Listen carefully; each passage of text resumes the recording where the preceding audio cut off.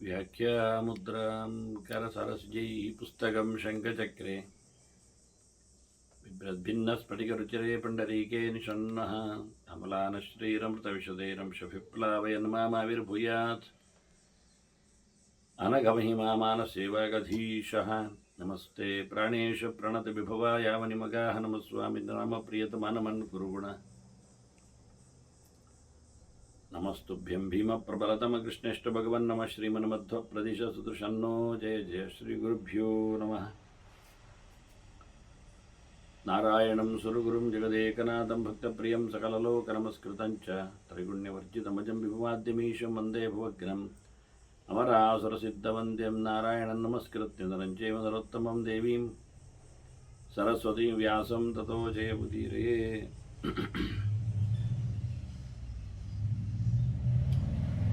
ವೇದವ್ಯಾಸುರ ಮಹಾಭಾರತದ ಚಿಂತಕರಿಗೆ ವಂದನೆಗಳು. ಅನುಶಾಸನ ಪರ್ವದ 50ನೆಯ ಪ್ರವಚನ.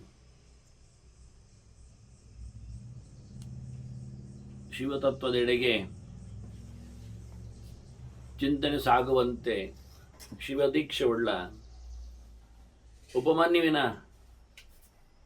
ಮಾತನ್ನೇ ಇಲ್ಲಿ ಉಲ್ಲೇಖ ಮಾಡಿದ್ದಾರೆ. ಅಂದರೆ ಇದು ಒಂದು ರೀತಿಯ ದರ್ಶನ ಭಾಷೆ.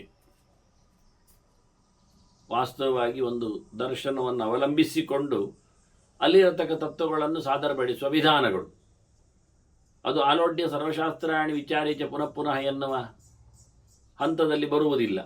ಯಾಕೆ ಸರ್ವಶಾಸ್ತ್ರಗಳ ಆಲೋಡನಲ್ಲಿ ಇಲ್ಲ, ಒಂದು ಶಾಸ್ತ್ರದ ಚಿಂತನೆ ಮಾತ್ರ ಅಲ್ಲಿರುವಂಥದ್ದು. ಅದಕ್ಕೋಸ್ಕರ ಅದಕ್ಕೆ ಸಂಬಂಧಪಟ್ಟವನ ಬಾಯಿಂದೆಲ್ಲದನ್ನು ಕೇಳುವ ವಿಧಾನ. ಆದ್ದರಿಂದ ಕೃಷ್ಣ ಇಲ್ಲಿ ಕೇವಲ ಅನುವಾದಕ ಮಾತ್ರ, ಹಾಗೆ ಹೇಳಿದವ ಅಂತ ಹೇಳಿ ಉಪಮನ್ಯುವನ್ನೇ ಇಲ್ಲಿ ಮಾತಿನವನನ್ನಾಗಿ ಮಾಡಿದ್ದಾನೆ. ಆತನು ತಪಸ್ಸಿಗೆ ಮೆಚ್ಚಿ ಬಂದಿದ್ದಾನೆ ಶಿವ. ಆದರೆ ಶಿವನಾಗಿ ಬರಲಿಲ್ಲ, ಇಂದ್ರನಾಗಿ ಬಂದಿದ್ದ. ಅವನ ಶಿವ ತಪಸ್ಸಿನ ಬಗ್ಗೆ ಹೆಚ್ಚಳವನ್ನು ಆತನೇ ಕೇಳಿದ್ದಾನೆ. ಅದಕ್ಕೆ ಶಿವನ ದೊಡ್ಡತನವನ್ನು ಅನೇಕ ಪ್ರಕಾರಗಳಿಂದ ಉಪಮನ್ಯು ಸಾಧನೆ ಮಾಡ್ತಾ ಇದ್ದಾನೆ, ತೋರಿಸಿಕೊಡ್ತಾ ಇದ್ದಾನೆ. ಲೋಕದ ಹಿನ್ನೆಲೆಯಲ್ಲಿ, ಭಕ್ತರ ನಡೆಯಲ್ಲಿ ಅಲ್ಲ. ಹಾಗಾಗಿ ಎಲ್ಲರೂ ಸಹ ಶಿವನ ಅನುಯಾಯಿಗಳಿದ್ದಾರೆ ಅಂತ ಅವ ಹೇಳ್ತಾನೆ. ಜ್ಞಾನ ಸಿದ್ಧಿ ಕ್ರಿಯಾಯೋಗೈ ಸೇವ್ಯಮಾನಶ್ಚ ಯೋಗಿಭಿ. ಯೋಗಿಗಳು, ಅದರಲ್ಲಿ ಸಹ ಋಷಿ ಗಂಧರ್ವ ಸಿದ್ಧೈಶ್ಚ. ಋಷಿಗಳು, ಗಂಧರ್ವರು, ಸಿದ್ಧರು ಇವರೆಲ್ಲ ಅನೇಕ ಯೋಗ ಪ್ರಕಾರಗಳಿಂದ, ಜ್ಞಾನಯೋಗದಿಂದ, ಕರ್ಮಯೋಗದಿಂದ, ಭಕ್ತಿಯೋಗದಿಂದ ಅಂತ ಹೇಳಿಕೊಂಡು ಅವರವರ ಯೋಗ್ಯತೆಯಂತೆ ಅವರವರು ಸಾಧನೆ ಮಾಡಿಕೊಂಡು ಶಿವನನ್ನು ಮಾತಾಡಿಸಿದ್ದಾರೆ. ಹಾಗಾಗಿ ಇಷ್ಟು ಸಾಕು ತಾನೇ. ವಿಹಿತಂ ಕಾರಣಂ ಪರಂ. ಅವನು ದೊಡ್ಡವ ಅನ್ನಲಿಕ್ಕೆ ಇಂಥದ್ದೆಲ್ಲ ಮಾತುಗಳು ಸಾಕಾಗ್ತವೆ. ಋಷಿಗಳು, ಗಂಧರ್ವರು ಇವರೆಲ್ಲ ಅನೇಕ ಪ್ರಕಾರದ ಯೋಗಗಳಿಂದ ಶಿವನನ್ನೇ ಆರಾಧಿಸುತ್ತಿದ್ದಾರೆ ಅಂತ. ನಿತ್ಯಂ ಕರ್ಮ ಫಲೈರ್ಹೀನಂ. ಮತ್ತು ಯಾವುದೇ ಪ್ರಕಾರವಾದಂತಹ ಕರ್ಮದ ಫಲವನ್ನು ಬಯಸದೇ ಶಿವ ಕರ್ಮಗಳನ್ನು ಮಾಡುವುದರಿಂದ ಅವನು ನಮಗೆ ವಿಲಕ್ಷಣನಾಗಿ ದೊಡ್ಡವನಾಗಿ ಕಾಣ್ತಾನೆ. ಪ್ರತಿಯೊಬ್ಬರೂ ಕರ್ಮ ಮಾಡುವುದು ಯಾಕೆ ಕೇಳಿದರೆ ಅದರ ಫಲವನ್ನು ಅನುಭವಿಸಬೇಕು ಅಂತ, ಅದರ ಸುಖವನ್ನು ಉಣ್ಣಬೇಕು ಅಂತ, ಕಾಮನೆಗಳನ್ನು, ಅಭೀಷ್ಟಗಳನ್ನು ನೆರವೇರಿಸಿಕೊಳ್ಳಬೇಕು ಅಂತ ಅದಕ್ಕೆ ಅನುಗುಣವಾದಂಥ ಅನೇಕ ಕರ್ಮಗಳನ್ನು ಮಾಡುತ್ತಾನೆ. ಆದರೆ ತಾನು ಮಾಡುವ ಯಾವುದೇ ಕರ್ಮಗಳಲ್ಲಿ ಫಲದ ನಿರೀಕ್ಷೆ ಇಲ್ಲದೆ ಅದನ್ನು ಬಿಟ್ಟುಕೊಟ್ಟು ಕರ್ಮಗಳನ್ನು ಮಾಡುವುದರಿಂದ ಅವನು ದೊಡ್ಡವ ಅಂತ ಅರ್ಥ ಆಗ್ತದೆ ಶಿವ ಅಂತ ಹೇಳಿ, ನಿತ್ಯಂ ಕರ್ಮಫಲೈರ್ಹೀನಂ ತಮಹಂ ಕಾರಣಂ ವದೇ. ಇದನ್ನು ನಾನು ಕಾರಣ ಅಂತ ಇಟ್ಕೊಳ್ಳುತ್ತೇನೆ, ಅವನು ದೊಡ್ಡವನು ಅಂತ ಹೇಳುವುದಕ್ಕೆ ಅಂತ ಹೇಳುತ್ತಾನೆ. ಸ್ಥೂಲಂ ಸೂಕ್ಷ್ಮಂ ಅನೌಪಮ್ಯಂ ಅಗ್ರಾಹ್ಯಂ ಗುಣಗೋಚರಂ ಗುಣಹೀನಂ ಗುಣಾಧ್ಯಕ್ಷಂ ಪರಂ ಮಹೇಶ್ವರಂ ಪದಂ. ಶಿವನ ಸ್ವರೂಪ ಆಗಲಿ, ಶಿವನ ಸ್ಥಾನಮಾನ ಆಗಲಿ, ಶಿವ ನೀಡತಕ್ಕಂತಹ ಉನ್ನತ ಮಟ್ಟದ ಮನುಷ್ಯರಿಗೆ ಲೋಕವಾಗಲಿ ಅದು ಯಾವುದೇ ಪ್ರಕಾರವಾದಂತಹ ಕೊರತೆ ಉಳ್ಳದ್ದಲ್ಲ. ಅದು ಸ್ಥೂಲವಾಗಿ ಹೌದು, ಸೂಕ್ಷ್ಮವಾಗಿರುವುದು, ಅದಕ್ಕೆ ಎಣೆಯಾದದ್ದು ಇನ್ನೊಂದಿಲ್ಲ ಎನ್ನುವುದು ಸತ್ಯ. ಅದನ್ನು ಸಾಮಾನ್ಯರಿಂದ ಪಡೆಯಲಿಕ್ಕೆ ಆಗುವುದಿಲ್ಲ. ಉತ್ತಮವಾದ ಗುಣವಂತರಿಗೆ ಮಾತ್ರ ಅದರ ಪ್ರಾಪ್ತಿ. ಬುದ್ಧಿ ಬಾಹ್ಯವಾದ ತಾಮಸಾದಿ ಗುಣಗಳಿಂದ ಅದು ಲಭ್ಯವಾಗುವುದಿಲ್ಲ. ಸತ್ವಪ್ರಚುರರಿಗೆ ಮಾತ್ರ ಹೇಳಿರತಕ್ಕಂತಹ ತಾಣವದು. ಆ ಎಲ್ಲ ಗುಣಗಳಿಗೆ ಒಡೆಯನು ಶಿವನೇ. ಆದ್ದರಿಂದ ಅಂತಹ ಶಿವನ ಅತ್ಯಂತ ಎತ್ತರವಾದಂತಹ ಸ್ಥಾನವದು. ಶಿವನು ಹಾಗೆ ಅವನ ಸ್ವರೂಪವಾಗಿ ಅದು ಸೂಕ್ಷ್ಮವಾಗಿದೆ, ಸ್ಥೂಲವೂ ಆಗಿದೆ. ಯಾವುದಕ್ಕೂ ಹೋಲಿಕೆಯನ್ನು ಕೊಡಲಾಗದ ಸಂಗತಿ, ಪಕ್ಕನೆ ಗ್ರಹಿಸಲಿಕ್ಕೆ ಸಾಧ್ಯವಿಲ್ಲದನ್ನು. ಉತ್ತಮರಿಗೆ ಮಾತ್ರ, ಸತ್ವಗುಣವಂತರಿಗೆ ಮಾತ್ರ ಅರ್ಥ ಆಗುವ ವ್ಯವಸ್ಥೆಗಳದು. ಇಂತಹ ಗುಣಗಳ ಪ್ರಭಾವಕ್ಕೆ ಒಳಗಾಗದೇ ಇರತಕ್ಕಂತಹ ಶಿವನು ಎಲ್ಲಕ್ಕಿಂತ ಮಿಗಿಲಾಗಿದ್ದಾನೆ. ವಿಶ್ವೇಶಂ ಕಾರಣಗುರುಂ ಲೋಕಾಲೋಕಾಂತಕಾರಕಂ.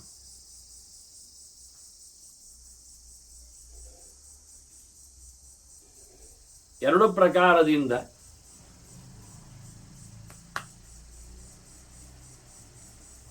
ಜ್ಞಾನವುಳ್ಳ ಜಗತ್ತನ್ನು, ಜ್ಞಾನ ಇಲ್ಲದ ಜಡ ಪ್ರಪಂಚವನ್ನು ಸಹ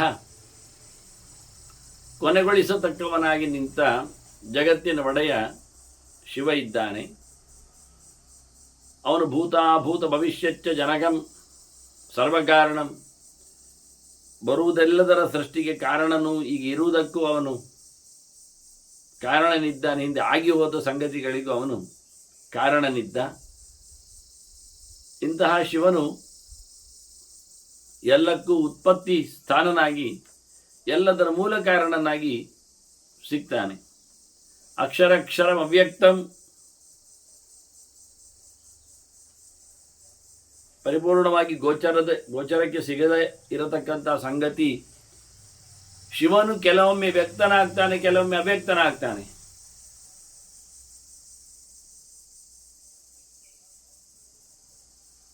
ವ್ಯಕ್ತವಾಗುವ ಮಣ್ಣು, ನೀರು, ಬೆಂಕಿ ಪ್ರತೀಕಗಳಲ್ಲಿ ನೆಲೆಗೊಂಡಿದ್ದಾನೆ. ಅವ್ಯಕ್ತವಾದಂತಹ ಗಾಳಿ, ಆಕಾಶದಲ್ಲಿ ನೆಲೆಗೊಂಡಿದ್ದಾನೆ ಅವನು. ಹಾಗಾಗಿ ಅವನು ವ್ಯಕ್ತನೂ ಆಗಿದ್ದಾನೆ.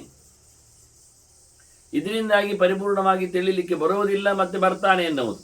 ವ್ಯಕ್ತವಾದ ಪ್ರಪಂಚದಲ್ಲಿ ತಿಳಿಲಿಕ್ಕೆ ಬರ್ತಾನೆ, ಅವ್ಯಕ್ತವಾದದ್ರಲ್ಲಿ ಅವನು ಪೂರ್ಣವಾಗಿ ತಿಳಿಯಲಿಕ್ಕೆ ಸಾಧ್ಯ ಇಲ್ಲದವನಾಗಿದ್ದಾನೆ. ಹಾಗಾಗಿ ತಿಳಿಯಬೇಕಾದವನು, ತಿಳಿಯಲಾಗದವನು, ವಿದ್ಯಾ ಅವಿದ್ಯೆ, ಕೃತ ಕೃತೆ,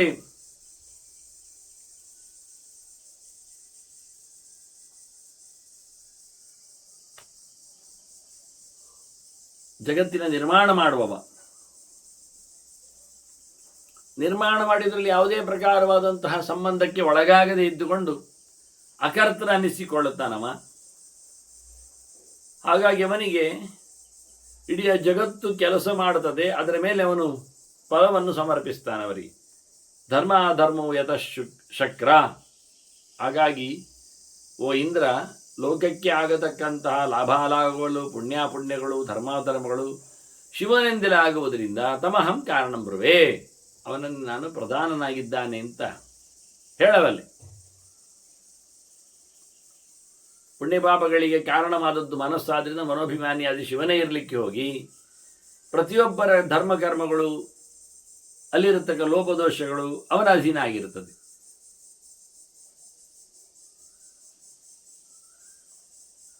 ಹೀಗೆ ಜಗತ್ತಿಗೆ ಕಾರಣನನ್ನಾಗಿ ನಾನು ಅವನನ್ನು ಉತ್ತಮನನ್ನಾಗಿ ತಿಳಿಸ್ತಾ ಇದ್ದೇನೆ. ಪ್ರತ್ಯಕ್ಷ ಇಹ ದೇವೇಂದ್ರ ತಚ್ಚ ಲಿಂಗಂ ಭಗಾಂಕಿತಂ. ಇವತ್ತು ನೀವು ಪ್ರತ್ಯಕ್ಷವಾಗಿ ಲೋಕದಲ್ಲಿ ನೋಡ್ಬೋದಲ್ಲ ಶಿವನ ಚಿಹ್ನೆಗಳನ್ನು, ಕುರುಹುಗಳನ್ನು ಅಂತಾನೆ. ನನಗೆ ಇದನ್ನು ಅಮ್ಮ ಹೇಳಿಕೊಟ್ಟದ್ದು. ಮಾತ್ರಾಪೂರ್ವಂ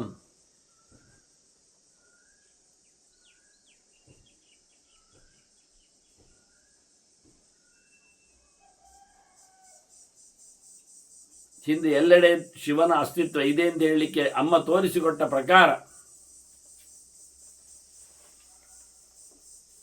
ನನಗೆ ಅವರು ಹೇಳಿದ ರೀತಿ ಇದು. ಲೋಕವನ್ನು ರಕ್ಷಣೆ ಮಾಡುವ ರೀತಿ ಹೀಗಿದೆ. ಆದ್ದರಿಂದ ಅವನು ಲೋಕದ ರಕ್ಷಣೆಯಲ್ಲಿ ತನ್ನ ಚಿಹ್ನೆಯಲ್ಲಿ ಕಾಪಾಡಿಕೊಳ್ಳುತ್ತಾನೆ ಅಂತ. ಮಾತರಾಪುರ ಮಮ ಆಖ್ಯಾತಂ, ನನಗೆ ಅವಳು ಸ್ಪಷ್ಟವಾಗಿ ಹೇಳಿಬಿಟ್ಟಿದ್ದಾಳೆ. ನಾಸ್ತಿ ಶೇಷಾದ ಪರಶಕ್ರ ತಂ ಪ್ರಪದ್ಯ ಯದಿಚ್ಛಸಿ, ನಿನ್ನೊಂದೊಮ್ಮೆ ನಿನಗೆ ಯೋಗ್ಯವಾಗಿ ಅನುಗ್ರಹ ಆಗಬೇಕು ಅಂತಿದ್ರೆ ನೀನು ಶಿವನನ್ನೇ ಮರೆಯ ಹೋಗಿ ಅವನನ್ನೇ ನೀನು ಶರಣಾಗಬೇಕು, ಮೊರೆ ಹೋಗು, ನಿನ್ನಿಷ್ಟ.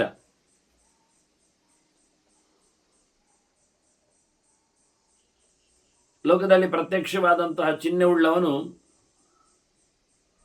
ಶಿವನಿದ್ದಾನೆ ಅಂತ ಹೇಳಿಕೊಂಡ ಸಂಗತಿಯನ್ನು ಬಹಳ ಸ್ಪಷ್ಟವಾಗಿ ಪಡಿಸ್ತಾನೆ ಉಪಮನ್ಯು.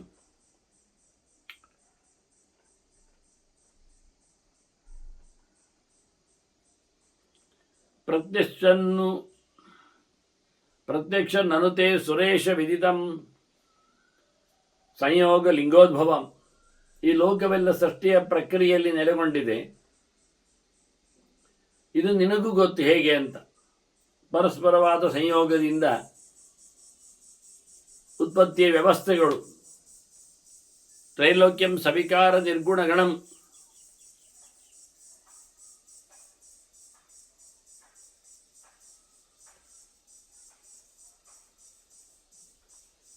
ಬ್ರಹ್ಮಾದಿ ರೇತೋದ್ಭವಂ.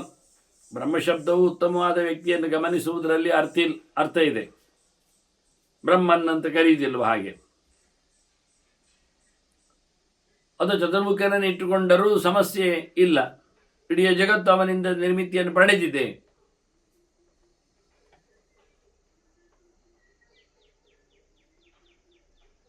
ಇದೆಲ್ಲವೂ ಶಿವನ ಅಧೀನವಾಗಿ ಬರ್ತದೆ ಹೇಳುವಲ್ಲಿ ಬ್ರಹ್ಮಾದಿ ಶಬ್ದಕ್ಕೆ ಬ್ರಹ್ಮನನ್ನು ಆದಿಯಾಗಿ ಕಾರಣನನ್ನಾಗಿ ಅಪ್ಪನನ್ನಾಗಿ ಪಡೆದ ಸನತ್ಕುಮಾರ ಅರ್ಥನಾಗ್ತಾನೆ. ಹೀಗೆ ಸನತ್ಕುಮಾರನಿಂದ ಇಡೀ ಜಗತ್ತು ಅದು ಶಿವನತ್ತು, ಅಲ್ಲಿಂದ ಹಿಡಿದು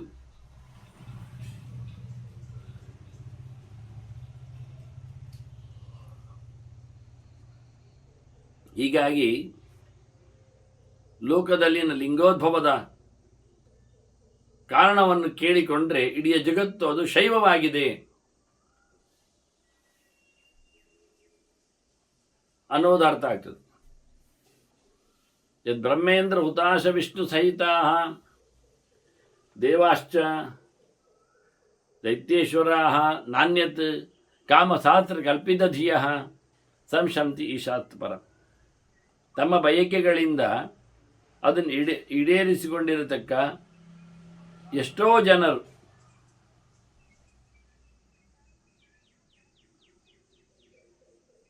ಕಶ್ಯಪನಲ್ಲಿ ಕೇಳಿ ಬಂದಿದ್ದು ತಾನೆ ಆತ ಗರುಡ ಬರುವಾಗ. ಅದೇ ರೀತಿಯಾಗಿ ಇಡೀ ಜಗತ್ತು ಯಾವ ರೀತಿಯಲ್ಲಿ ಇದೆ ಬಯಕೆಗಳನ್ನು ಪಡೆಯುವಲ್ಲಿ, ತಮ್ಮ ತಂದೆಯ ತಂದೆ ಹೀಗೆ ಪ್ರತಿಯೊಬ್ಬರು ಅನೇಕ ಪ್ರಕಾರಗಳಿಂದ ತಮ್ಮ ಬಯಕೆಗಳನ್ನು ಈಡೇರಿಸಿಕೊಳ್ಳುವಂತೆ ಅದಕ್ಕೆ ಬೇಕಾಗಿರತಕ್ಕಂಥ ವ್ಯವಸ್ಥೆಯನ್ನು ಶಿವನಿಂದಲೇ ಪಡೆದಿದ್ದರಿಂದವರು ನಿನಗಂಥದ್ದು ಗೊತ್ತೇ ಉಂಟು ಹೇಳಿಬಿಡ್ತಾನೆ. ಇಂದ್ರನಿಗೆ ಇಂದ್ರ ಅಂತ ತಿಳ್ಕೊಂಡು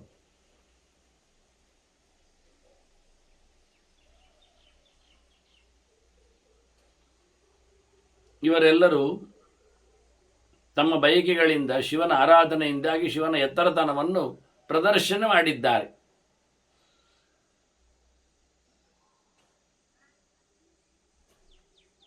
ಕಾಮಾರ್ಥೇ ವರೆಯಾಮಿ ಸಂಯತಮನ ಮೋಕ್ಷಾಯ ಸದ್ಯ ಶಿವಂ ತಂದೇವಂ ಸಚರಾಚರಸ್ಯ ಜಗತಃ ವ್ಯಾಖ್ಯಾತ ವೇದ್ಯೋತ್ತಮಂ. ಇಡೀ ಪ್ರಪಂಚದಲ್ಲಿ ಅತ್ಯಂತ ಎತ್ತರದವನು ಅಂತ ಹೇಳಿ ಶಾಸ್ತ್ರದಲ್ಲಿ ತಿಳಿಸಲ್ಪಟ್ಟದ್ರಿಂದ ಜ್ಞಾನಿಗಳು ಸೇವೆಯನ್ನು ಮಾಡ್ತಾ ಬಂದದ್ರಿಂದ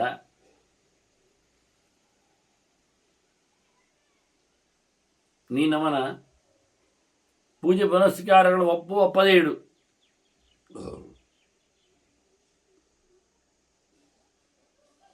ನಾನಂತೂ ನಡೆಸಿಕೊಡುತ್ತೇನೆ. ಈಶನಿಗಿಂತ ಪರವಾದ ಅತ್ಯಂತ ಶ್ರೇಷ್ಠವಾದ ಸಂಗತಿಯನ್ನು ಅವರಿಲ್ಲ ಅಂತ ಹೇಳಿಕೊಂಡಿದ್ದಾರೆ.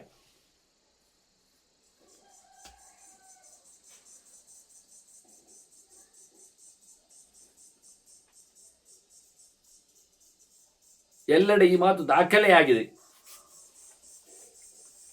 ಹಾಗಾಗಿ ನಾನು ನನ್ನ ಬಯಕೆಗೋಸ್ಕರ ನಾನು ಅವನನ್ನೇ ಪ್ರೀತಿಸ್ತೇನೆ. ಇಲ್ಲಿಂದ ಬಿಡುಗಡೆಗಾಗಿ ನಾನು ಅವನನ್ನೇ ಉಪಾಸನೆ ಮಾಡ್ತೇನೆ. ನ ಶುಶ್ರಮ ಯದನ್ಯಸ್ಯ ಲಿಂಗಂ ಅಭ್ಯರ್ಚಿತಂ ಸುರೈಹಿ. ಅಲ್ಲ, ನನಗೆ ಕೇಳಿ ಗೊತ್ತಿಲ್ಲ, ಸುದ್ದಿ ನನಗೆ ಸಿಗಲಿಲ್ಲ, ವೇದಗಳು ಹಾಗೆ ಹೇಳುವುದಿಲ್ಲ. ಕ್ರಮ ಪ್ರಕಾರವಾಗಿ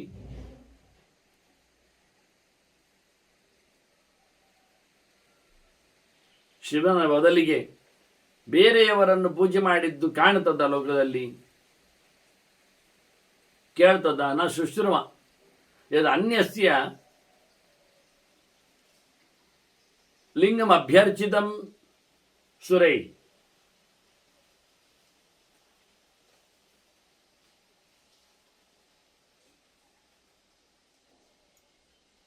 ಸುರರಲ್ಲಿ ಬ್ರಹ್ಮ ವಿಷ್ಣುಗಳನ್ನು ಇಟ್ಟುಕೊಂಡು ದೊಡ್ಡ ದೊಡ್ಡ ದೇವತೆಗಳು ಶಿವಲಿಂಗ ಅಲ್ಲದೆ ಬೇರೆನ ಲಿಂಗ ಪೂಜೆ ಮಾಡಿದ್ದಾರ? ಶಿವನಲ್ಲದ ಲಿಂಗ ಪೂಜೆ ಮಾಡಿದ್ದಾರ?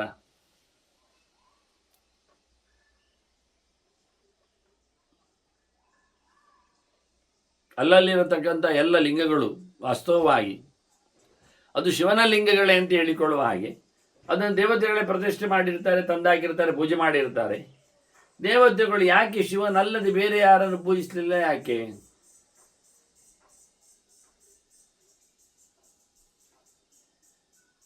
ಶಿವನ ಸೃಷ್ಟಿ, ಲಿಂಗದ ಸೃಷ್ಟಿ ಅದು ಯಾರು, ಎಲ್ಲಿಂದ, ಯಾಕೆ, ಹೇಗೆ? ಹಾಗಾಗಿ ದೇವತೆಗಳು ಬೇರೆ ಎಲ್ಲ ಯಾವುದೇ ಪ್ರಕಾರದ ಲಿಂಗಗಳನ್ನು ಪೂಜೆ ಮಾಡುವ ಕ್ರಮ ಇಲ್ಲ ಅಲ್ಲ. ನಾನು ಕೇಳಲಿಲ್ಲಲ್ಲ ಹಾಗೆ.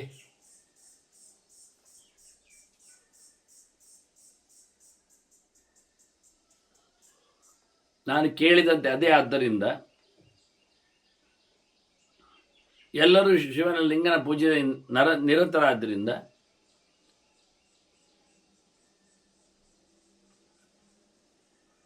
ಶಿವನನ್ನೇ ಶ್ರೇಷ್ಠ ಅಂತ ಹೇಳ್ತೇನೆ. ಲೋಕದಲ್ಲಿ ನೋಡಿ, ನ ಪದ್ಮಾಂಕ ನ ಚಕ್ರಾಂಕ ನ ವಜ್ರಾಂಕ ಯತ ಪ್ರಜಾ.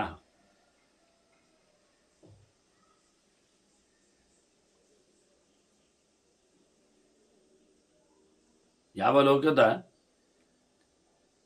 ಜನರನ್ನೇ ನೀವು ಗುರುತಿಸಿ ಪ್ರಜೆಗಳನ್ನು, ಹೇಗಿರ್ತಾರೆ ಅವರು? ಅವರು ಪದ್ಮಾಂಕರಿದ್ದಾರ? ಇಲ್ಲ. ಅವರು ಚಕ್ರಾಂಕರಾಗಿರ್ತಾರ? ಚಕ್ರಾಂಕಿತರಾಗಿ ಇಲ್ಲ. ಮತ್ತೆ ಹೇಗಿದ್ದಾರೆ ಹುಟ್ಟುವಾಗ ಅವರು? ಲಿಂಗಾಂಕಾಂಚ ಭಗಾಂಕಾಂಚ ತಸ್ಮಾತ್ ಮಾಹೇಶ್ವರಿ ಪ್ರಜಾ. ಗಂಡಸರನ್ನು ನೋಡಿ, ಹೆಂಗಸರನ್ನು ನೋಡಿ, ಲೋಕದಲ್ಲಿ ಸೃಷ್ಟಿಯ ವಿಭ್ರಮವನ್ನು ಕಣ್ಣಿ. ಯಾರಾದರೂ ಎರಡು ಪ್ರಕಾರದ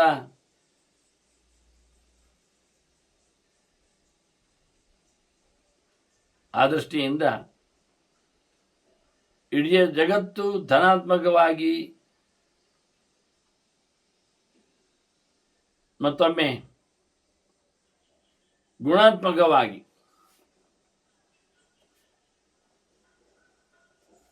ಅದೊಮ್ಮನ್ನು ಗುರುತಿಸುವುದಾದರೆ ಎಲ್ಲ ಹೆಂಗಸರು, ಗಂಡಸರು, ಭಗಾಂಕರು ಮತ್ತೆ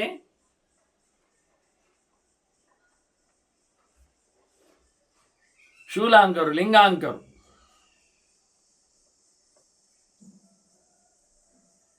ಹಾಗಾಗಿ ಲಿಂಗ ಯಾರ ಪ್ರತಿನಿಧಿಯಾಗಿ ಹೇಳ್ತದೆ? ಅದು ಶಿವನ ಪ್ರತಿನಿಧಿಯನ್ನು ತೋರಿಸಿಕೊಡುತ್ತದೆ.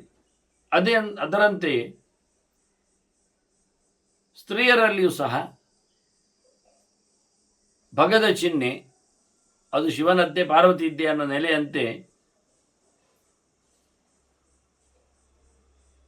ಅದನ್ನು ಸ್ಪಷ್ಟಪಡಿಸ್ತಾರೆ. ಉಪಮನ್ಯು ಹೇಳ್ತಾನೆ, ಇದನ್ನು ಬಹಳ ಒತ್ತು ಕೊಟ್ಟೆ. ಇಡೀ ಪ್ರಜಾಲೋಕವೇ ಅದು ಮಾಹೇಶ್ವರಿ ಪ್ರಜಾ. ಶಿವನಿಗೆ ಸಂಬಂಧಪಟ್ಟದ್ದು. ಶಿವನ ಲಿಂಗವನ್ನು ಹೊತ್ತಿದೆ ಅಂದರೆ ಚಿಹ್ನೆಯನ್ನು. ಅದೇ ಪ್ರಕಾರದಲ್ಲಿ ಮತ್ತೆ ಶಿವಶಕ್ತಿಯ ಪಾರ್ವತಿಯ ಭಗಚಿಹ್ನೆಯನ್ನೇ ಮಹಿಳೆಯರು ಹೊತ್ತಿದ್ದಾರೆ, ನಡು ಚಿಹ್ನೆಯನ್ನು. ಹೀಗಾಗಿ ಇಡೀ ಜಗತ್ತು ಶಿವಪಾರ್ವತಿಮಯ. ಇವ ಕಾರಣ ಹೇಳಿ ತುಂಬಿಸ್ತಾನದನ್ನು. ನೀವು ಬೇರೆ ಯಾರನ್ನು ಪೂಜೆ ಮಾಡಿದ್ದು ಕಾಣುವುದಿಲ್ಲಲ್ಲ ದೇವತೆಗಳು, ಇವನು ಪೂಜೆ ಮಾಡಿದ್ದೆಲ್ಲ ನೋಡಿದ್ದೀರಲ್ಲ, ಬಂದು ಕೂತಿರ್ತಾರೆ.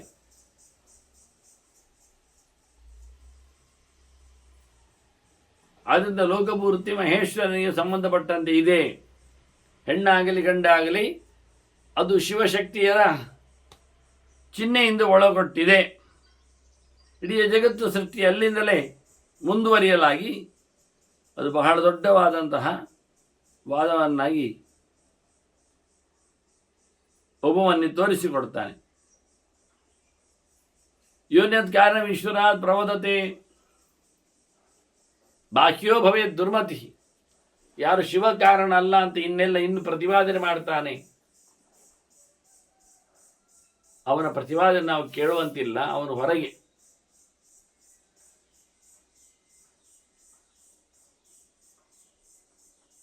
ಅವನಿಗೆ ಗೊತ್ತಿಲ್ಲ ಎನ್ನುವುದು ಗೊತ್ತಿರುವುದಿಲ್ಲ. ಹಾಗೆ ದುರ್ಮತಿಯವ, ಕೆಟ್ಟವವ.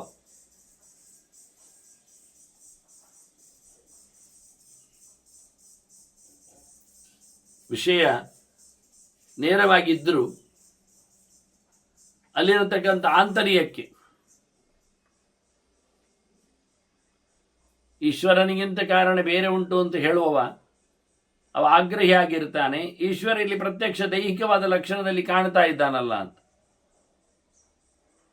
ಹಾಗಾಗಿ ನೀನು ಬೇಕಾದ್ರೆ ಇರು, ಹೋಗು, ನನಗೆ ಸಂಬಂಧ ಇಲ್ಲ. ಗಚ್ಚವ ಶಕ್ರತಿಷ್ಠವ.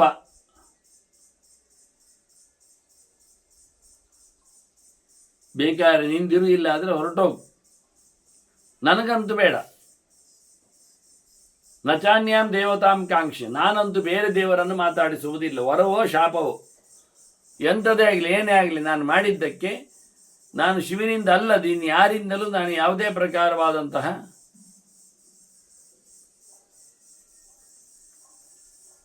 ವರದ ಬಯಕೆಯನ್ನು ಕಾಣಿಸಿಕೊಳ್ಳುವುದಿಲ್ಲ ಅಂತಾನೆ.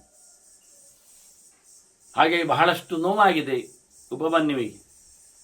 ಅವನು ಹೇಳಿಕೊಳ್ತಾನೆ ಕೃಷ್ಣನಲ್ಲಿ, ನನಗೆ ದುಃಖ ಉಮ್ಮಳಿಸಿ ಬರ್ತಿತ್ತು. ಆಗ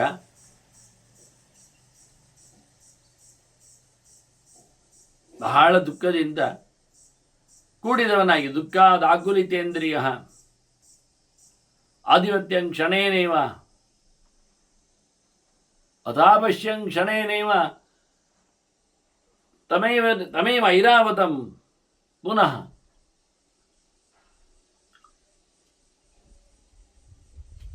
ಮತ್ತವನ ವಾಹನವನ್ನು ನೋಡಿದೆ. ಅವ ಹೇಳುದು, ಉಪಮಾನ್ಯು ಬೇಜಾರಾಗಿತ್ತು ನನಗೆ ತುಂಬ. ಮತ್ತು ಸುಮ್ಮನೆ ನೋಡಿದೆ. ನೋಡುವಾಗ ನನಗೆ ಆಶ್ಚರ್ಯ ಕಂಡಿತು.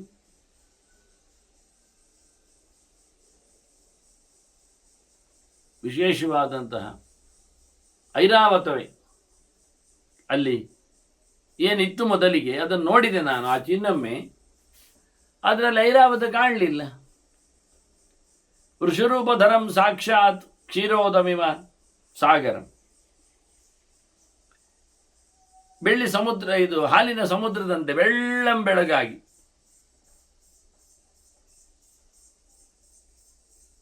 ಹಾಲಿನ ಕುಂದೆಂದು ಎಲ್ಲ ಹೇಳ್ತಾನೆ, ಶಂಖ ಕುಂದೆಂದು ಅಂತ. ಶಂಖದ ಸಮುದ್ರ ಹೂವಿನ ವಾಸ್ತವವಾಗಿ. ಹಾಗಾಗಿ ಕುಂದ, ಇಂದು, ಶಂಖ ಮುಂತಾದ ಪದಾರ್ಥಗಳಂತೆ, ಹಾಲು ಸಮುದ್ರಂತೆ ಬಹಳಷ್ಟು ಬಿಳಿಯಾದ ಐರಾವತವನ್ನು ಎತ್ತಾಗಿ ನೋಡಿದೆ ಇವ. ಈಗ ಅದು ಎತ್ತುವೆ ಐರಾವತಾಗಿ ಅವನಿಗೆ ಆಗ ಕಂಡದ್ದು. ಈಗ ಅವನು ಯೋಚನೆ ಮಾಡೋದು, ಈಗ ನನಗೆ ಎತ್ತು ಕಂಡಿತ್ತಲ್ಲ, ವೃಷಭ ಬಿಳಿಯಾದದ್ದು, ಭಾರಿ ಎತ್ತರವಾದದ್ದು.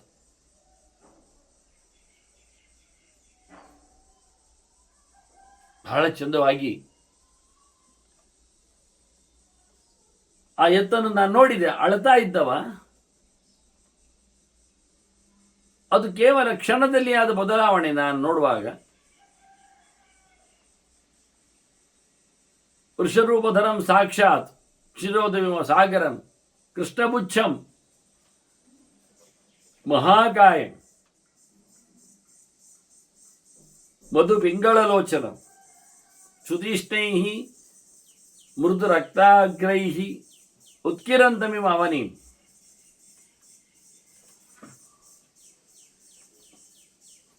ಜಾಂಬೂನದೇನ ತಾಮನಾಚ ಸರ್ವಶಃ ಸಮಲಂಕೃತ ಸುವಕ್ತ್ರ ಖುರ ನಾಸಂಚ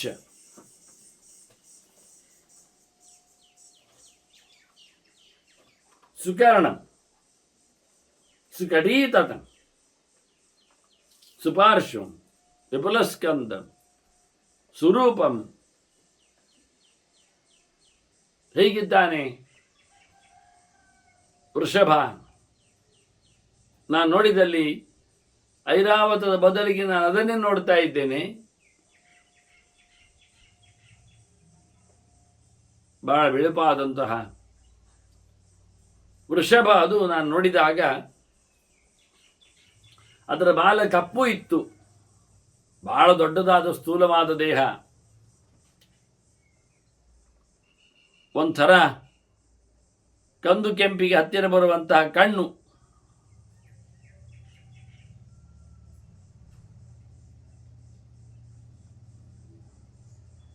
ಮತ್ತೆ ಅದರ ಮೃದುವಾದ ಕೊಂಬಿನ ತುದಿ ಕೆಂಪಿತ್ತು. ಅದು ನೆಲವನ್ನು ಹೀಗೆ ಒರೆಸ್ತಾ ಇತ್ತು, ತಿಗುತ್ತಾ ಇತ್ತು. ನೆಲವನ್ನು ಕೊಂಬಿನ ತುದಿಯಿಂದ ಎಬ್ಬಿಸುತ್ತಾ ಇತ್ತು. ಹಾಗಾದ್ರೆ ಎಷ್ಟು ಎತ್ತರದ ಕೊಂಬಿ ಇರಬೇಡ, ಅದು ಬಗ್ಗುವ ನಮೂನೆ ಹೇಗೆ ಆಗಬೇಡ.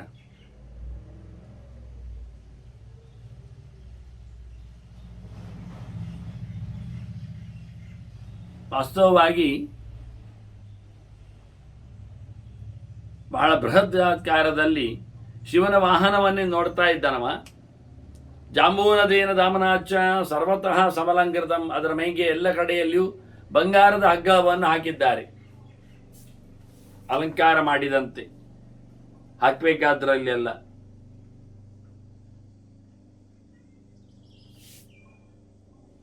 ಬಹಳ ಸುಂದರವಾಗಿರತಕ್ಕ ಅದರ ರೂಪ ವಿಶೇಷಗಳು ಅಂತ ಅವ ಚಿಂತನೆ ನೋಡ್ತಾ ಇದ್ದಾಗಿ ನಿಬ್ಬೆರಗಾಗಿ ಹೇಳ್ತಾ ಇದ್ದಾನೆ. ಒಳ್ಳೆ ಬಾಯಿ ಇತ್ತು,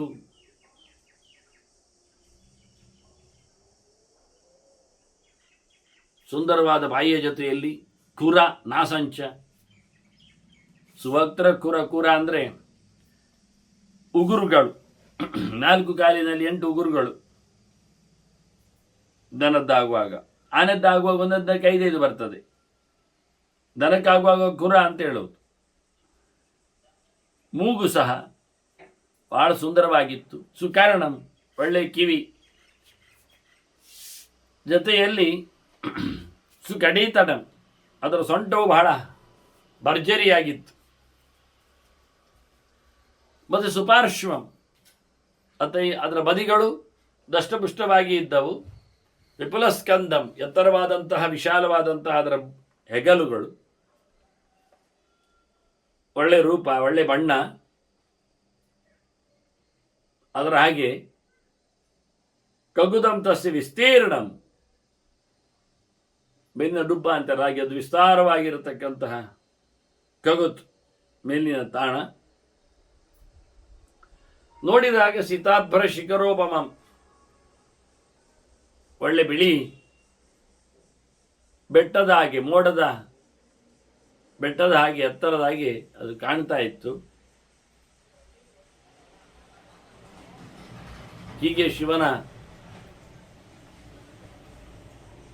ವಾಹನದ ಬಗ್ಗೆ ಚಿಂತನೆ ಮಾಡ್ತಾ ಕೂತಾವ. ತಾನು ನೋಡಿದ್ದನ್ನು ಹೇಳ್ತಾ ಇದ್ದಾನೆ. ಒಂದೇ ಕಡೆ ಬಹಳಷ್ಟು ನಂದಿಯ ಬಗೆಗೆ ಬಂದಿರತಕ್ಕಂಥ ಭಾರತದ ಮಾತುಗಳು. ಹಾಗಾಗಿ ಶಿವರ ವಾಹನ ಎತ್ತು ಮಾಡುವವರು ಯೋಚನೆ ಮಾಡಬೇಕಾದ್ದು, ಬಿಳಿ ಎತ್ತು ಮಾಡಬೇಕಾದ್ದು ಎನ್ನುವುದೊಂದು ಮುಖ, ಅದರೊಟ್ಟಿಗೆ ಕಪ್ಪು ಬಾಲ ಮಾಡಬೇಕಾದ್ದು ನೆನಪಿಸಿಕೊಳ್ಬೇಕು. ಎಲ್ಲ ಬಿಳಿ ಅಲ್ಲ, ಬಾಲ ಕಪ್ ಇದರತ್ತು. ಅಲ್ಲಿ ಹಿಂದೆ ನೋಡಿದ್ದು ಉಚ್ಚೈಶ್ರವಸ್ಸನ್ನು, ಅದು ಸುಳ್ಳು, ಅಲ್ಲಿ ಕಪ್ಪಿರಲಿಲ್ಲ ಬಾಲ. ಇಲ್ಲಿ ಶಿವನ ವೃಷಭದಲ್ಲಿ ಕಪ್ಪು ಬಾಲವನ್ನು ಇವ ಗಮನಿಸಿದ್ದಾನೆ, ಗುರುತಿಸಿದ್ದಾನೆ.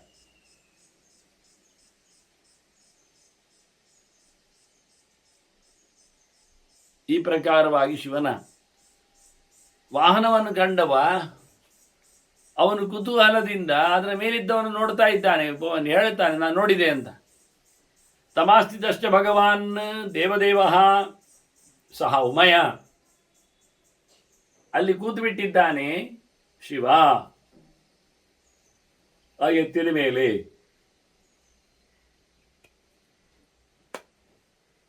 ಪಾರ್ವತಿಯೂ ಇದ್ದಾಳೆ, ನಾನು ನೋಡಿದೆ ಅಂತ ಹೇಳ್ತಾನೆ. ಇನ್ನವ ನೋಡಿದ ಬಗ್ಗೆ ಬಹಳಷ್ಟು ವಿಸ್ತಾರವಾದ ಚಿಂತನೆಗಳಿವೆ. ಉಪಮನ್ಯು ನೋಡಿದ್ದು, ನಾವು ಉಪಮನ್ಯು ತಪಸ್ಸಿಗೆ ಮೆಚ್ಚಿಕೊಂಡವ, ಶಿವನೇ ಪರೀಕ್ಷೆಗೆ ಬಂದಿದ್ದಾನೆ, ಒಂದಿಷ್ಟು ಮಾತಾಡಿಕೊಂಡವ. ಈಗ ಇವನನ್ನು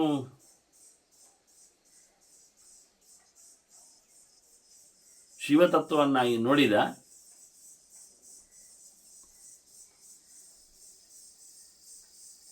ಹೀಗಾಗಿ ಅವನಿಗೆ ಇಂದ್ರ ಅಲ್ಲ ಎನ್ನುವುದು ಅರ್ಥ ಆಯಿತು. ಇಂದ್ರನ ವೇಷದಲ್ಲಿ ಬಂದಿದ್ದಾನೆ ಎನ್ನುವುದು ಅರ್ಥ ಆಗಿದೆ. ಅದೇ ಸ್ಥಾನದಲ್ಲಿ ಅದರ ಬದಲಿಗೆ ನೋಡ್ತಾ ಇದ್ದಾನವ. ಅಮ್ಮ ಹೇಳಿದ್ದು ಬಹಳಷ್ಟು ರೂಪಗಳನ್ನು ತಳಿತಾನೆ ಅಂತ ಹೇಳಿ.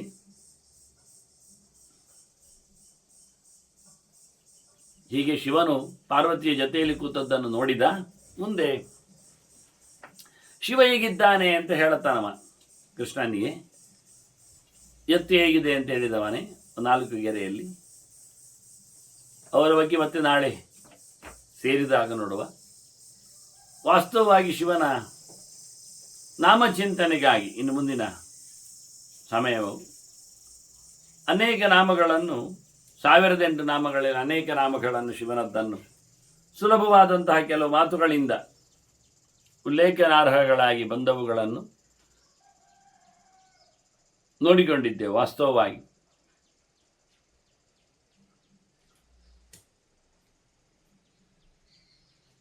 ಮತ್ತವನು ಮಾತುನವನು ಅನ್ನುವ ನೆಲೆಯಲ್ಲಿ ವಾಚಸ್ಪತ್ಯ ವಾಚಸನಃ ನಿತ್ಯಂ ಆಶ್ರಮ ಪೂಜಿತ. ಎಲ್ಲರೂ ತಮ್ಮ ತಮ್ಮ ಆಶ್ರಮಗಳಲ್ಲಿ ಶ್ರೀ ಶಿವನನ್ನೇ ಪೂಜೆ ಮಾಡ್ತಾರೆ. ಬ್ರಹ್ಮಚರ್ಯ ಇರಬಹುದು,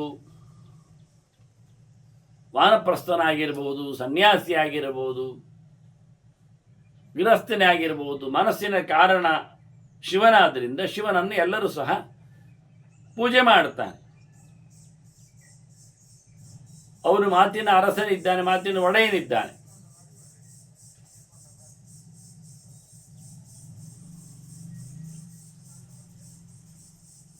ಅದರಂತೆ ಪ್ರಶಸ್ತವಾದ ಅನ್ನವನ್ನು ಕೊಡುವನು ವಾಜಸನಃ, ವಾಜಮನ್ನಂ ಅಂತ ಅರ್ಥ. ಷಣುದಾನೆ ಅಂತ ಧಾತು. ಇವೆಲ್ಲ ವೈದಿಕವಾದ ಪದಗಳಿರುವ ಹಾಗೆ ಕೆಲವೊಮ್ಮೆ.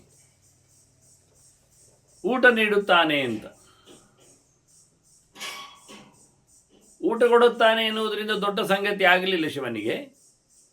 ವಾಜಮ್ ಅಂದರೆ ಅನ್ನ, ಹೌದು ಸರಿ, ಆದರೆ ಇದು ಫುಡ್ ಫಾರ್ ಥಾಟ್ ಹೇಳಿದ ಹಾಗೆ, ಮಾನಸಿಕವಾದ ಆಹಾರ ಹೇಳಿದಾಗ ವಿದ್ಯೆ, ಚಿಂತನೆ, ಉತ್ತಮವಾದ ಜ್ಞಾನವನ್ನು ನಮಗೆ ದಾನ ಮಾಡುವವನು, ಕೊಡುವವನು. ಹಸಿವು ಅದ್ರ ಹೊಟ್ಟೆಗೆ ಇರ್ತದೆ, ತಲೆಗೆ ಇರ್ತದೆ.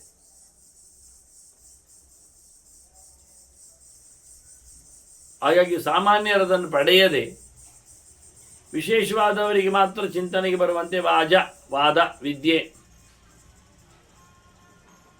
ಹಾಗಾಗಿ ಮಾತಿನವನು, ಕಲಿಯುವವರಿಗೆ ವಿದ್ಯೆ ನೀಡುವವನು, ಒತ್ತು ಯಾವಾಗಲೂ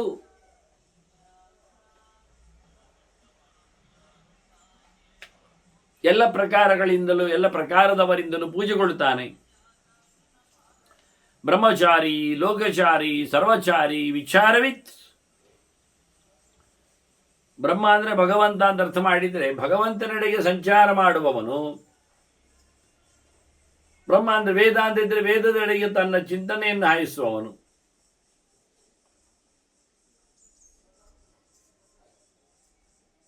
ಹೀಗೆ ಸರ್ವತ್ರ ಇರುವವನಾಗಿ ಸರ್ವಚಾರಿಯಾಗಿ, ಲೋಕಚಾರಿಯಾಗಿ ವಿಚಾರ ಮಾಡುವವನು, ಎಲ್ಲದರ ಬಗ್ಗೆ ಚಿಂತನೆ ಮಾಡತಕ್ಕಂಥ ಮನಸ್ಸಿನ ಅಧಿದೇವತೆಯಾಗಿ ನಿಂತವನು. ಈಶಾನಃ ಈಶ್ವರಃ ಕಾಲಃ ನಿಶಾಚಾರಿ ಪಿನಾಕವಾನ್. ಅವನ ಕೈಯಲ್ಲಿರತಕ್ಕಂತಹ ಧನುಸ್ಸಿಗೆ ಪಿನಾಕ ಅಂತ ಹೆಸರು.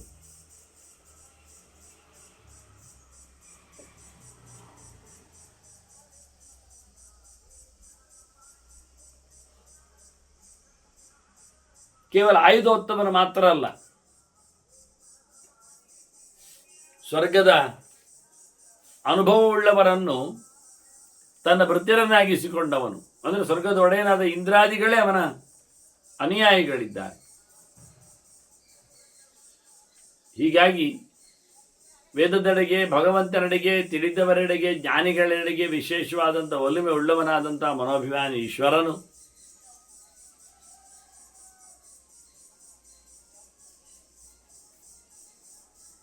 ಅವನು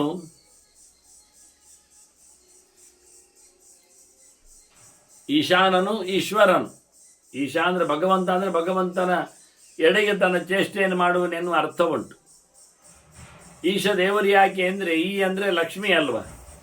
ತಾಂ ಬದ್ದಿನೀಮೀಂ ಶರಣ ಪ್ರಬದ್ಧಿ ಅಂತ ಲಕ್ಷ್ಮಿಗೆ ಸುಖ ಕೊಡುವವನು ಅಂತ ಅರ್ಥ. ಈಶಾ ಅಂದರೆ ಶಂ ಸುಖಂಚ ಪ್ರಕೀರ್ತಿತಂ.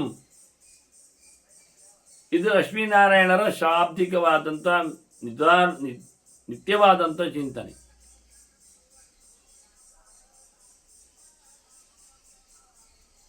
ಹೀಗೆ ಮುಖ್ಯವಾದ ನಾಮಗಳ ಚಿಂತನೆಯಲ್ಲಿ ಅವನನ್ನು ಸೆರೆಹಿಡಿದಿದ್ದಾರೆ. ಅದರಿಂದ ಈಶವರಹ, ದೊಡ್ಡವರಿಗೆಲ್ಲ ಒಡೆಯನಾಗಿ ಕೂತಿದ್ದಾನೆ. ಕಾಲಹ,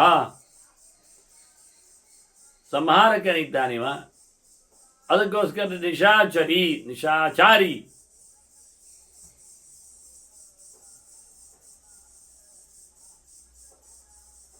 ಸಣ್ಣ ಪುಟ್ಟದಾದಂತಹ ಫ್ರಾಕ್ಷನ್ ಆಫ್ ಟೈಮ್ಸ್ ಹೇಳ್ತಾರೆ ಹಾಗೆ, ಬಹಳ ಸಣ್ಣದಾದ ರಾತ್ರಿ 10-12 ಗಂಟೆಯಲ್ಲಿ ಬರುವಂಥದ್ದು. ಹಾಗೆ ಪ್ರತಿನಿತ್ಯ ಅವನ ಸಂಚಾರಗಳು ಅತ್ಯಂತ ಸೂಕ್ಷ್ಮವಾಗಿ ಮತ್ತು ಸ್ಥೂಲವಾಗಿ. ನಿಮಿತ್ತಸ್ಥಃ ನಿಮಿತ್ತಂಚ ನಂದಿಃ ನಂದಿಕರಃ ಹರಿಃ.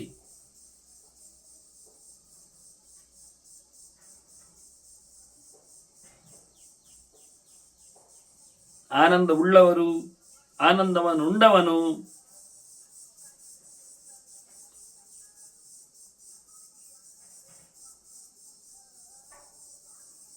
ಮುಖ್ಯವಾದಂತಹ ನಿಮಿತ್ತಗಳು, ಕಾರಣಗಳು, ಅದನ್ನು ಅರಿತವನು, ಶಗುನಗಳನ್ನು ನೋಡಿಕೊಂಡವನು. ಎಂತಹ ನಿಮಿತ್ತಗಳಲ್ಲಿ, ಎಂತಹ ಕರ್ಮಗಳನ್ನು ನಡೆಸುವಲ್ಲಿ ಅಂದರೆ ಮನಸ್ಸಿಗೆ ಪ್ರಧಾನವಾಗಿ ಎಲ್ಲಕ್ಕೂ ನಿಮಿತ್ತನೂ ಅವನೇ ಆಗಿದ್ದಾನೆ, ನಿಮಿತ್ತ ಕಾರಣನಾಗಿದ್ದಾನೆ.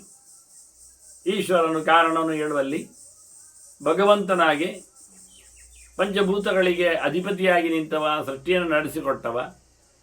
ಇವನು ಅದಕ್ಕೊಂದು ತಟಸ್ಥವಾದಂಥ ಕಾರಣನಾಗಿ ಬರ್ತಾನೆ.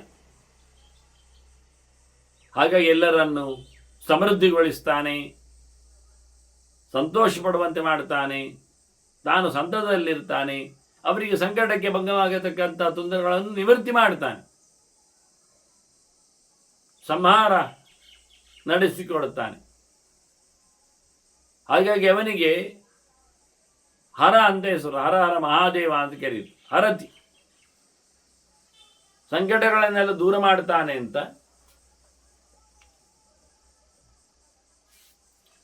ಮುಖ್ಯವಾಗಿ ಶಿವನ ಸಂಕಟವನ್ನು ದೂರ ಮಾಡುವುದರಿಂದ ಭಗವಂತನನ್ನು ನಾವು ಹರಿ ಅಂತೇವೆ. ಇವನನ್ನು ಹರಿದ್ ಹೇಳುವುದಿಲ್ಲ ಅಂತಲ್ಲ, ಇವನಿಗೆ ಹರಿದ್ವರ್ಣ ಇರಲಿಕ್ಕೆ ಹೋಗಿಯೂ ಅದು ದೋಷಗಳನ್ನು ದೂರ ಮಾಡುವುದರಿಂದಲೂ ಸಾಮಾನ್ಯವಾಗಿ ಇಂದ್ರನನ್ನು ಹರಿ ಅಂತ ಕರೀತಿಲ್ವ? ಹಾಗೆ ಪ್ರಧಾನವಾದ ವಿದ್ವದ್ರೂಢಿ ವಿದ್ವದ್ ಮಹಾಯೋಗ ಅಂತ ಹೇಳಿಕೊಳ್ತೇವೆ. ಅವರಲ್ಲಿ ಇದನ್ನು ಹಾಗೆ ಕರೆಯುವುದೇ ಇಲ್ಲ ಸಾಮಾನ್ಯ ಪದಗಳಿಂದ. ಹೀಗೆ ಸಾಮಾನ್ಯಾಕಾರನಾಗಿಯೂ ವಿಶೇಷಾಕಾರದಲ್ಲಿಯೂ ಸರ್ವ ಪಾಪಗಳನ್ನೆಲ್ಲ ಪ್ರಾಯಶ್ಚಿತ್ತಾದಿಗಳಲ್ಲಿ ಪರಿಹರಿಸುವ ಮೂಲಕ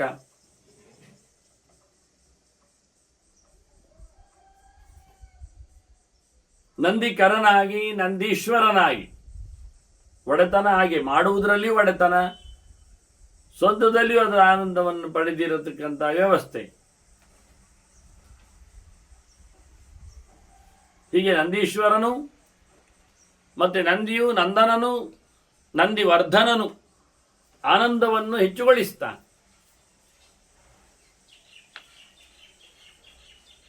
ಅವನ ವಾಹನಕ್ಕೂ ನಂದಿ ಅಂತ ಕರೀತಾರೆ. ಹಾಗಾಗಿ ವಾಹನವನ್ನು ಹೊತ್ತವನು, ವಾಹನದಲ್ಲಿ ನೆಲೆಗೊಂಡವನು, ವಾಹನಕ್ಕೂ ಆನಂದವನ್ನು ಕೊಡುವವನು, ವಾಹನಕ್ಕೆ ಎಚ್ಚರವನ್ನು ನೀಡುವವನು.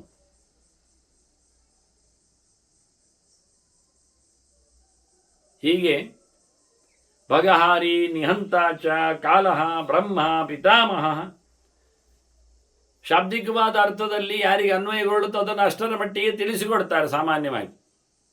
ಮತ್ತು ಒಳಗಿನ ತತ್ವಗಳು ಭಗವಂತನಿಗೆ ನೀವು ಯಥೇಷ್ಟವಾಗಿ ಚಿಂತನೆ ಮಾಡಲಿಕ್ಕೆ ಬರ್ತದೆ. ಪ್ರತೀಕಗಳಲ್ಲಿ ಸಣ್ಣ ಪ್ರತೀಕಗಳಲ್ಲಿ ದೊಡ್ಡ ಮಟ್ಟಿನ ಭಗವಂತನನ್ನು ನೆನೆಯಲಿಕ್ಕೆ ಬರ್ತದೆ. ಅದನ್ನು ಅವನೇನು ಆಗುವುದಿಲ್ಲ. ಅದನ್ನು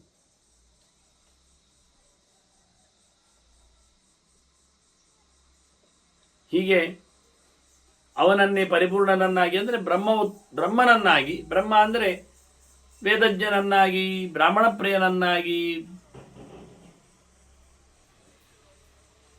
ಹಾಗೆ ಪಿತಾಮಹ ಅಂತ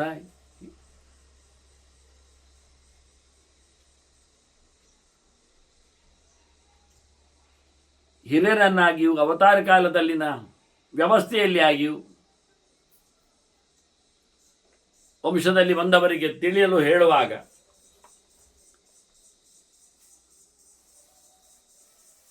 ಅದರಂತೆ ದುಷ್ಟರ ಸಂಪತ್ತನ್ನು ಎಳೆಯುವವನು ಹೌದು.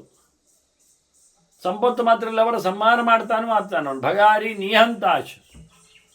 ಯಾಕೆಂದ್ರೆ ಅವನು ಕಾಲನಿದ್ದಾನೆ, ಮೃತ್ಯುಂಜಯನಿದ್ದಾನೆ, ಕಾಲ ಮೃತ್ಯುಂಜಯನು. ಹೀಗಾಗಿ ದುರುಳು ಸಂಹಾರದಲ್ಲಿ ಇವನ ಪಾತ್ರದ ಚಿಂತನೆಯನ್ನು ನಡೆಸಿಕೊಡುತ್ತಾರೆ. ಚತುರ್ಮುಖ, ಬೇಕಾದಾಗ ಬೇಕಾದಷ್ಟು ಮುಖಗಳಿಟ್ಟುಕೊಳ್ಳುತ್ತೇವೆ, ಅದರ ಲಕ್ಷಣ ಅಷ್ಟೇ ಅಲ್ಲದೆ ಚತುರ್ಮುಖನ ಒಳಗೂ ಮನೋಭಿಮಾನಿಯಾಗಿ ಚೇಷ್ಟೆ ಮಾಡಲಿಕ್ಕೆಲ್ಲ ಅವನ ಆರಾಧನೆ ಮಾಡಲಿಕ್ಕಿದ್ದೇ ಇದ್ದಾನೆ. ಇವನೊಳಗೂ ಚತುರ್ಮುಖನ ಜೀವೋತ್ತಮನ ಸಂಗತಿ ಇದೆ. ಇವನು ಉಪಾಸನೆ ಮಾಡುವಂತೆ, ಇವನೊಳಗೆ ಅವರು ಕೂತು ಉಪಾಸನೆ ನಡೆಸುವಂತೆ, ಹೀಗೆ ಶಿವನ ಅಸ್ತಿತ್ವ ಇದೆ. ಅವರು ಪಿತಾಮಹ ಆಗಿದ ಹಾಗೆ ಅವರು ಚತುರ್ಮುಖ.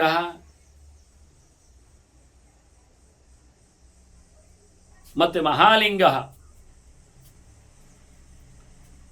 ಲಿಂಗಾಧ್ಯಕ್ಷ, ಚಾರುಲಿಂಗ, ಬಹಳ ದೊಡ್ಡ ಮಟ್ಟಿನ ದೇಹವನ್ನು ದೊಡ್ಡ ಮಟ್ಟಿನ ಕಾರಣನನ್ನಾಗಿ ಇಟ್ಟುಕೊಂಡಿದ್ದೇವೆ ನಾವು. ಬಹಳ ಸುಂದರವಾದ ದೇಹದವನು, ದೇಹದ ನಡುವಿನವನು ಹೌದು. ಕಾಶಿಯ ಪಟ್ಟಣದಲ್ಲಿ ಅದರ ದೊಡ್ಡ ಕತೆ ಪುರಾಣಕಾರರು ಚಿಂತನೆಗೆ ತರ್ತಾರೆ. ಅವನು ಯಾಕೆ ಲಿಂಗ ಪೂಜಿತನಾದ ಎನ್ನುವ ಬಗ್ಗೆ ಎಲ್ಲ.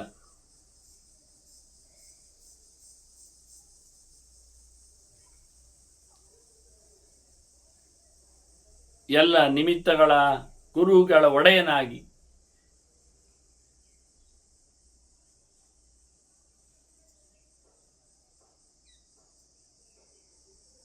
ಮತ್ತು ಸುರಾಧ್ಯಕ್ಷನಾಗಿದ್ದಾನೆ.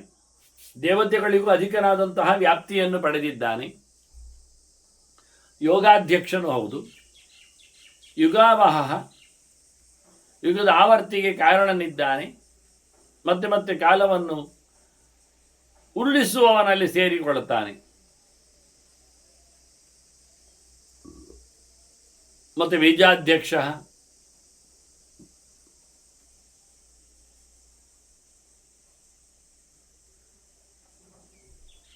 ಇನ್ನೊಮ್ಮೆ ಆತನ ಚಿಂತನೆ ನಡೆಸುವಾಗ ಜಗತ್ತಿಗೆ ಸೃಷ್ಟಿ ತರುವಲ್ಲಿ ಪಂಚಭೂತಗಳ ಪ್ರಪಂಚದೊಂದಿಗೆ ಇವನನ್ನು ಕಾರಣನನ್ನಾಗಿ ಹೇಳುತ್ತಾನೆ. ಕಾಣುವ ಪ್ರಪಂಚದಲ್ಲಿ ಕಾರಣನನ್ನಾಗಿ. ಅದನ್ನು ಎಲ್ಲ ಬೀಜಗಳಿಗೆ, ಅಭಿವ್ಯಕ್ತಿಯ ವ್ಯವಸ್ಥೆಗಳಿಗೆಲ್ಲ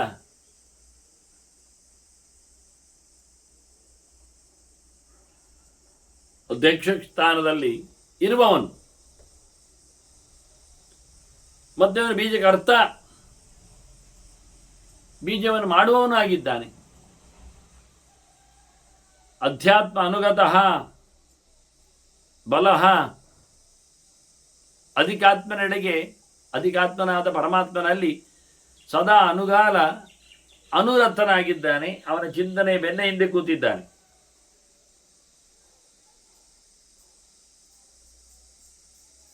ಅವನನ್ನು ಅನುಸರಿಸಲು ಹೊರಡ್ತಾನೆ.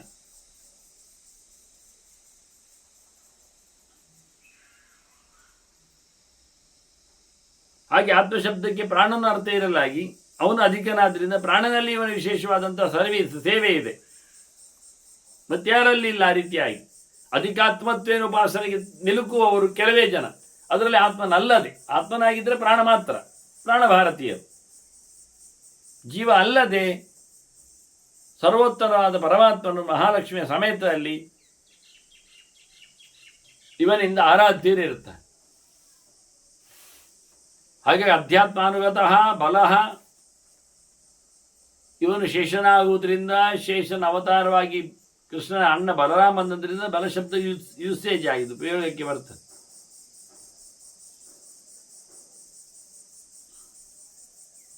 ಮುಖ್ಯವಾದಂತಹ ಬಲದೇವತೆ ಮನೋಬಲ, ಅಂತರ್ಬಲ. ಹಾಗಾಗಿ ಮುಂದೆ ಅವನು ಶೇಷನಾಗಿ ಅವತಾರದಲ್ಲಿ ಬಲ ಹೆಸರನ್ನೇ ಬಲರಾಮನಾಗಿ ಹೆಸರನ್ನೇ ಪಡಿತಾನೆ. ಇತಿಹಾಸ ಸಕಲ್ಪಶ್ಚ,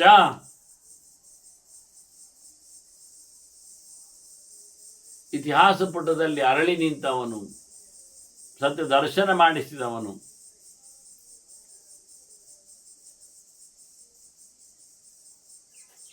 ಮುಖ್ಯವಾದಂತಹ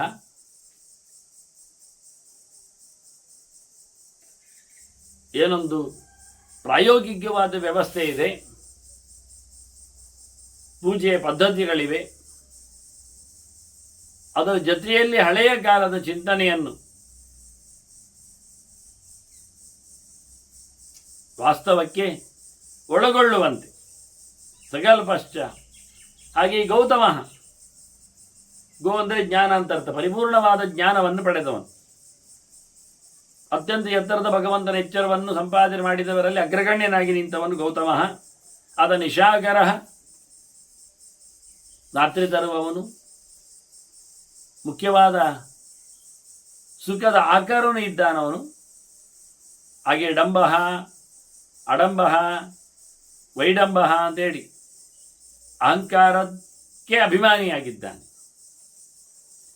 ಇಲ್ಲದ್ದನ್ನು ತೋರಿಸಿಕೊಡುವುದಕ್ಕೆ ಡಂಬಾಚಾರ ಅಂತಾರೆ. ಅದಕ್ಕೆ ಕಾರಣನಿದ್ದಾನೇವ ಅಹಂತತ್ವಕ್ಕೆ ಅಭಿಮಾನಿ. ಆದ್ದರಿಂದ ಪ್ರತಿಯೊಬ್ಬ ಮನುಷ್ಯನು ತಾನೇ ಅಶ್ವತ್ಥಾಮನಾಗಿ ಶಿವನೇ ಹೇಳಿಕೊಂಡಲ್ಲ, ನೈ ಸರ್ವಂ ವಿಜಾನಾತಿ ಸರ್ವೋಪಿ ಅಂತ ಹೇಳಿಕೊಂಡು ಆತ್ಮಾನಂ ಬುದ್ಧಿಮತ್ತರಂ ಜಾನೀತಿ ಅಂತ ಎಲ್ಲರೂ ಲೋಕದಲ್ಲಿ ತಮ್ಮನ್ನೇ ತಾವು ಪರಿಪೂರ್ಣರು ಅಂತ ಹೇಳಿಕೊಳ್ತಾರೆ. ಯಾರಿಗೇನು ಗೊತ್ತಿಲ್ಲದಿದ್ರು ಗೊತ್ತಿಲ್ಲ ಹೇಳಿಕೊಳ್ಳುವುದರಲ್ಲಿ ಏನು ಕಮ್ಮಿ ಇಲ್ಲ. ಅದಕ್ಕೆ ಕಾರಣವಾದದ್ದು ಅಹಂಕಾರ ಎನ್ನುವ ತತ್ವ. ಅದರ ಅಭಿಮಾನಿಯಾದನಂತನು ಶಿವ. ಹಾಗಾಗಿ ಅವನನ್ನು ಹೇಳುವಾಗ ಇಲ್ಲದ್ದನ್ನು ಉಪಯೋಗಿಸಿಕೊಳ್ಳುವಂತೆ ಜನ ಇರ್ತಾರೆ, ಇಲ್ಲದವರು ಇದ್ದಾರೆ, ಅದಕ್ಕೆ ವಿರೋಧವೂ ಆಗಿದ್ದಾನಿವ. ಮತ್ತೆ ಇವನು ಭಕ್ತಿಗೆ ವಶ್ಯನು, ಸಾಧನೆಗೆ ನಿಲುಕುವವನು, ಎಲ್ಲರನ್ನು ತನ್ನಲ್ಲಿ ವಶದಲ್ಲಿ ಮಾಡಿಕೊಂಡವನು, ಮನಸ್ಸಿನ ಮೂಲಕ ಮಾನಸವಾದಂಥ ಒಂದು ಮಾಧ್ಯಮದಲ್ಲಿ ಕಲಿಹಿ ಸುಖವನ್ನು ತೆಗೆಯುವವನು, ತಂದುಕೊಡುವವನು, ಕಲಯತಿ, ಸಂಕಲಯತಿ, ವ್ಯವಕಲ ಎಲ್ಲ ಅರ್ಥ ಇದೆ. ಕಲಿಯುಗದಲ್ಲಿ ಹೆಚ್ಚು ಫೇಮಸ್ ಎನ್ನುವ ಅರ್ಥವು ಬರುವ ಹಾಗೆಯೇ ಲೋಕಕರ್ತ, ಪಶುಪತಿ, ಮಹಾಕರ್ತ, ಅನೌಷಧ, ಲೋಕದ ನಿರ್ಮಾತೃ, ಬಹಳ ದೊಡ್ಡ ಮಟ್ಟಿನ ಕರ್ತೃತ್ವ ಶಕ್ತಿ. ಅಂದರೆ ಅಹಂಕಾರಕ್ಕೆ ಅಭಿಮಾನಿ, ಆದ್ದರಿಂದ ಮಮಕಾರಕ್ಕೆ ಕರ್ತೃತ್ವ ಶಕ್ತಿ ಇದೆ, ದೊಡ್ಡ ಕರ್ತರನಿಸ್ತಾನೆ, ಎಲ್ಲ ಜೀವಜಾತಗಳಿಗೆ ಒಡೆಯನಾಗಿದ್ದಾನೆ, ದೇಹದ ಧಾರಣೆಗೆ ಕಾರಣವಾಗುವ ಹಾಗೆ ಸುಖದಿಂದ ನಮ್ಮನ್ನು ಪಾಲನೆ ಮಾಡುವುದರಿಂದಲೂ ಅವನು ಒಡೆಯನಾಗಿದ್ದರಿಂದ ಅದಕ್ಕೆ